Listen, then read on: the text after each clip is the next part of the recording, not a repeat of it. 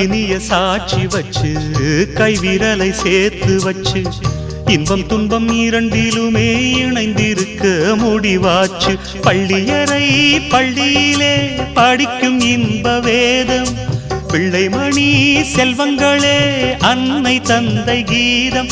இது பழங்கால பாதை, ஒரு சுக வாழ்வின் கீதை.